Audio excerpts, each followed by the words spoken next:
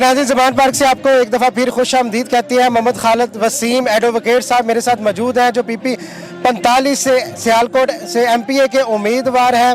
ज़मान park में जब भी आते हैं सैकड़ों कारकुन इनके साथ मौजूद होते हैं। आवाम की जानी पहचानी ये शख्सियत है। पहले भी हमने इनके 2 इंटरव्यू किए। कानून के हवाले से जो बात करते हैं वैसा ही होता है जिस तरह वो बताते हैं। 90 दिन के अंदर इन्होंने इलेक्शन का कहा था, वैसे ही सुप्रीम कोर्ट से फैसला आया।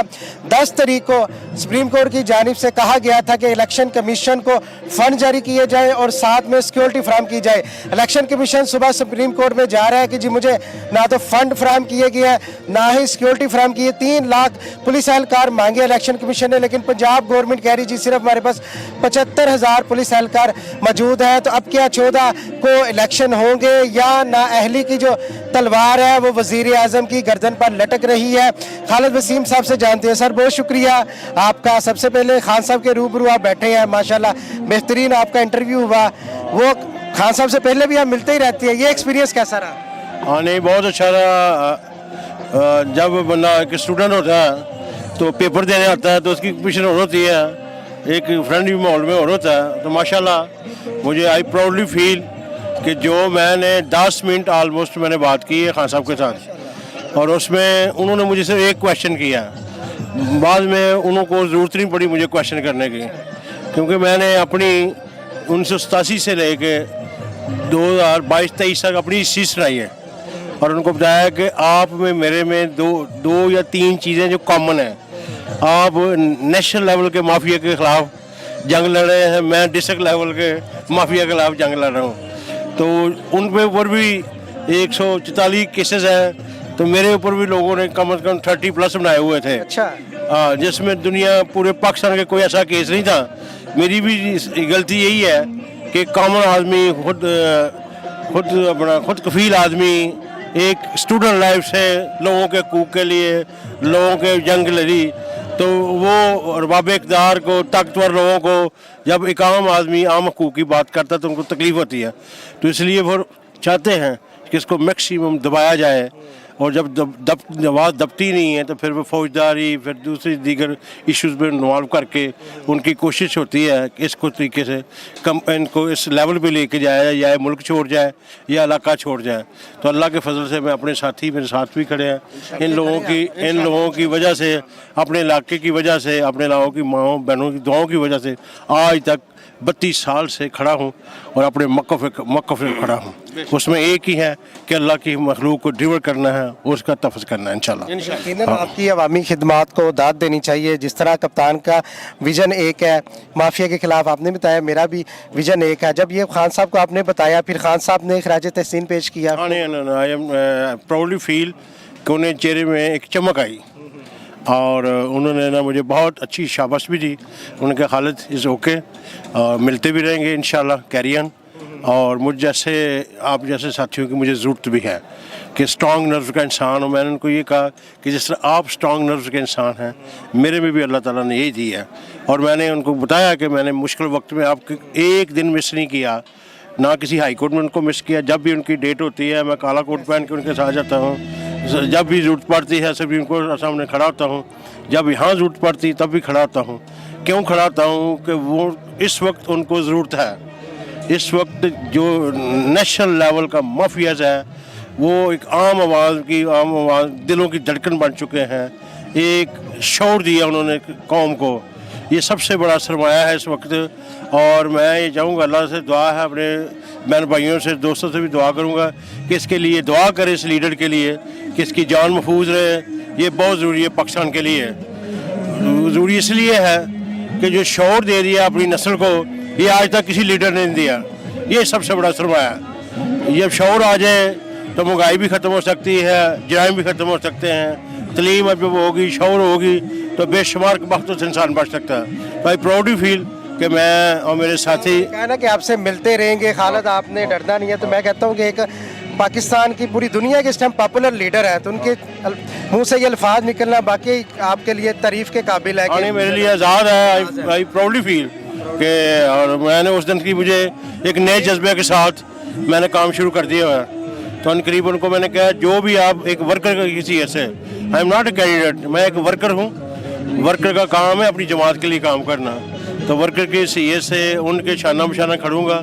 मेरा डिस्ट्रिक्ट सियालकोट के लोग भी माशाल्लाह हमारे साथ हैं, हम प्राउडली, और मैं ये बड़ा प्राउडली अपना फ़ख्र से कहूँगा कि डिस्ट्रिक्ट सियालकोट के लोग जितनी तादाद में यहाँ आते हैं, कोई दूसरा डिस्ट्रिक्ट का लोग नहीं आता है। हम लोग आज भी मेरे साथ ये अरबपति लोग बिजनेसमैन खड़े हैं मेरे साथ दाएं बाएं, ये इसलिए आते हैं, इनको इश्क है इस इमरान खान के साथ, ये चाहते हैं कि पाकिस्तान के हालात ठीक हों, ये सब इसके लिए इंशाल्लाह। सर दूसरा मुझे बताइएगा, इलेक्शन कमीशन ने जवाब जमा करवा रहा है सुप्रीम कोर्ट में, ना फंड फराहम किए गए ना सिक्योरिटी फराहम की गई है।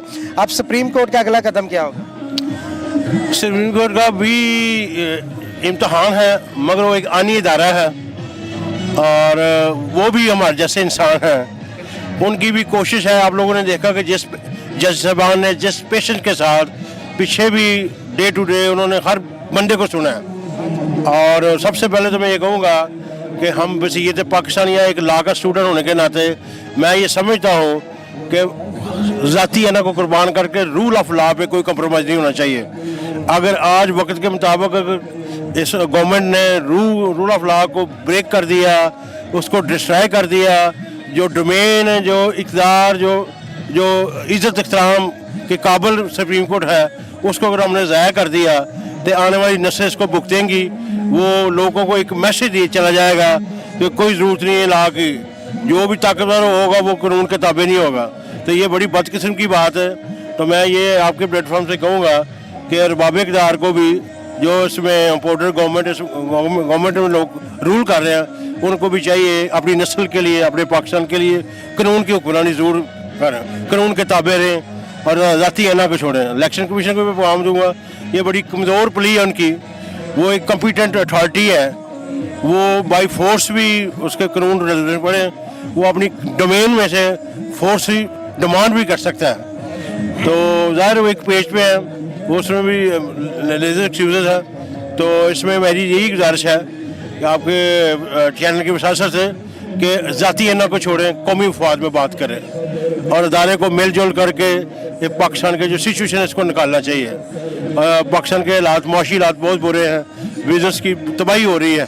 तो इसलिए हम सब लोगों को बैठ के एक मिल बैठ के, जिस तरह मैं बड़ा प्राउडली फील करता हूँ कि खान साहब को कुछ साफ़ी हज़रात आए, उन्होंने इनको क्या वो है उन्होंने, और बरमरा आप लोग देख रहे हैं, हर ट्वीट पे देख रहे हैं, उनका हर लीडर कह रहा है कि आओ मिलके बैठो। जरदारी साहब ने भी कल पार्लियामेंट में कहा। और देखो जरदारी साहब भी बड़ा समझदार, एक बड़ी वाइज अप्रोच वाला इंसान है, और उसने कहा तो उसमें पीछे बड़ी बेशुमार बातें हैं।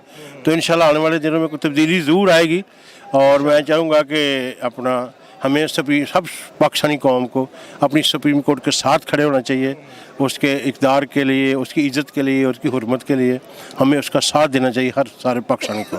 क्या समझ रहे हैं खालिद साहब कि अब एक ही वक्त में इलेक्शन देख रहे हैं आप? मेरा अंदाज़ा है, ये पोलिटिकली वर्क, मेरा अंदाज़ा है कि हम वी आर गोइंग टू एक दिन के इलेक्शन में हम जा रहे हैं, तभी है। तो हमें हमारी लीडरशिप का भी शायद यही आने वाले दिनों में यही रवैया होगा कि उमर साहब ने भी कहा कि अगर जरदारी साहब ने कहा है तो फिर बैठे जगह का तयन। हाँ नहीं, वो देखो ना, हम इतनी सबसे पॉपुलर लीडर जो हर गली मोहल्ले में इसकी अप्रोच है, वो अगर इतनी लचक दिखा रहा है तो फिर दूसरे अहबाब को भी चाहिए कि ज़ाती अना छोड़ के हमें एक टेबल पे बैठना चाहिए और इस कौम को इस हिसाब से बाहर निकालना चाहिए। अच्छा, लास्ट में खालिद साहब ये बताइएगा, हमेशा आपसे पूछता हूँ, ये जो आपके इर्द गिर्द आपके हज़ारों की तादाद में कारकुन खड़े रहते हैं जिनकी आप अवामी खिदमत करते हैं, इनकी मोहब्बत, इनका कर्ज वो कैसे उतारें? यानी उसका तो बहुत अल्लाह ही ज़ुबान पार्क में आती हैं, एक आवाज़ पे लब्बैक कहते हैं। यानी थैंक यू वेरी मच, इन लोगों का मैं बड़ा ममनू हूँ। यही मेरा सरमाया है, यही मेरी ताकत है अल्लाह के बाद, और इनका मैं कर्जदार हूँ। वो कर्ज़ इनका इसी तरीके से उतर सकता है कि खान साहब अगर को मौका दें, मैं इलेक्ट हूँ अपने इलाके से, इनकी जो मरहूमियत हैं, तलीम है, रिंग रोड्स हैं, यूनिवर्सिटी है, कॉलेजेस की शक्ल में इनको डिलीवर करूँ तो तभी ये कर्ज उठ सकता है। ये और अल्लाह मुझे ताकत दे, हिम्मत दे इन लोगों के साथ, इंशाल्लाह ये वक्त ज़रूर आएगा इंशाल्लाह। हाँ, वक्त ज़रूर आएगा। सर बहुत शुक्रिया जी। आप कुछ कहना चाहते? सर 30 साल तो असी एक माफिया नहीं एक माफिया के कब्जे ਦੇ ਵਿੱਚ ਸਾਡਾ ਇਲਾਕਾ ਹੈ। ਕੋਈ ਇਸ ਤਰ੍ਹਾਂ ਜਿਸ ਤਰ੍ਹਾਂ ਇਹ ਕਬਰਸਤਾਨ ਇਲਾਕਾ ਹੁੰਦਾ, ਇਸ ਤਰ੍ਹਾਂ ਸਾਡਾ ਇਲਾਕਾ ਹੈ, ਠੀਕ ਹੈ। PP 45 ਜੀ PP 45, ਠੀਕ ਹੈ।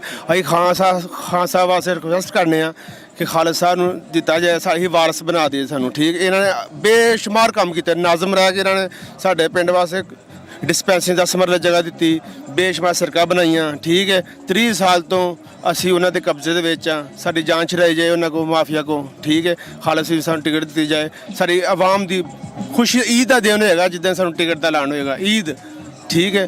ਤੇ ਅਸੀਂ ਇਸ ਵਾਸਤੇ ਖਾਲਸਾ ਦੇ ਨਾਲ ਆ ਕਿ ਇਲਾਕੇ ਦੀ ਬਿਹਤਰੀ ਵਾਸਤੇ ਸਾਬੇ ਸੀਅਤ ਨੇ ਅਲਹਮਦੁਲਿਲਾ ਉਂਝ ਵੀ ਬੱਚਿਆਂ ਦੀ ਸ਼ਾਦੀ ਦੇ ਫਲਾਈ ਕੰਮਾਂ ਸਕੂਲਾਂ ਦੇ ਬੇਵਾਦੀ ਆ, ਠੀਕ ਹੈ। ਇਹ ਰਾਸ਼ਨ ਤਕਸੀਮ ਕੋ 5-6 ਬੰਦੇ 'ਚ ਕੀਤਾ ਗਿਆ, ਹੁਣ ਬੇਸ਼ੁਮਾਰ आवामी नुमाइंदे ना आवाम ਆਵਾਮੀ ਨੁਮਾਇੰਦੇ ਨੇ, ਠੀਕ ਹੈ। ਤੇ ਸਾਡੀ ਖਾਨ ਸਾਹਿਬ ਅੱਗੇ ਰਿਕੁਐਸਟ ਹੈ, ਠੀਕ ਹੈ, ਸਾਡੇ ਇਲਾਕੇ ਦੇ ਵਾਸਤੇ ਇਹ ਬਹੁਤ ਬਿਹਤਰ ਲੀਡਰ ਨੇ, ਠੀਕ ਹੈ। ਤੇ ਇਹਨਾਂ ਨੂੰ ਟਿਕਟ ਕੀਤਾ ਹੈ ਤੇ ਅਸੀਂ ਬੇਹੱਦ ਮਸ਼ਕੂਰ ਹਾਂ ਖਾਨ ਸਾਹਿਬ ਦੇ, ਠੀਕ ਹੈ। ਇਹ ਜ਼ਰੂਰੀ ਹੈ, PP 45 ਦੀ ਮਜਬੂਰੀ ਹੈ, ਖਾਲਸਾ ਸਿੰਘ ਬਹੁਤ ਜ਼ਰੂਰੀ ਹੈ, ਠੀਕ ਹੈ। ਅਸੀਂ ਇਹਨਾਂ ਵਾਸਤੇ ਨਹੀਂ, ਅਸੀਂ ਆਪਣੇ ਬੱਚਿਆਂ ਵਾਸਤੇ ਆਉਂਦੇ ਹਾਂ ਇਹਨਾਂ ਦੇ ਨਾਲ, ਉਹ ਖਾਲਸਾ ਸਾਹਿਬ ਅਸੀਂ ਆਪਣੇ ਬੱਚਿਆਂ ਵਾਸਤੇ ਆਉਂਦੇ ਹਾਂ ਕਿ ਸਾਨੂੰ ਐਸਾ ਲੀਡਰ ਮਿਲੇ, ठीक है, ਜਿਹੜਾ ਸਾਡੇ ਬੱਚਿਆਂ ਦੇ ਮੁਸਤਕਬਲ ਵਾਸਤੇ ਬਿਹਤਰ ਹੈ, ठीक है। ये गल है जी। खालिद साहब की आपने गुफ्तगू सुनी, इनकी जो मोहब्बत है, इनके साथ जो कारकुन आए हैं, हाँ जी, वाइस चेयरमैन कमर साहब भी हमारे साथ मौजूद हैं, बिजनेसमैन है, खालिद साहब के इर्द गिर्द खड़े हैं, तो चैम्बर में भी इन्होंने फ़ाल किरदार अदा किया है। सर कितना प्राउड फील कर रहे हैं कि जब खालिद साहब के साथ आप चलते हैं? जी माशाल्लाह, मेरे बड़े भाई हैं तो मुझे फ़ख्र महसूस होता है कि मैं इनके साथ चलता हूँ।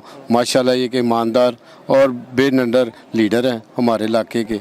हम दुआ गो है कि अल्लाह पाक इनको अल्लाह पाक की तरफ से इन्हें मौका मिले कि ये अपने इलाके की खिदमत कर सकें और ये हिम्मत रखते हैं कि इलाके की खिदमत कर सकें।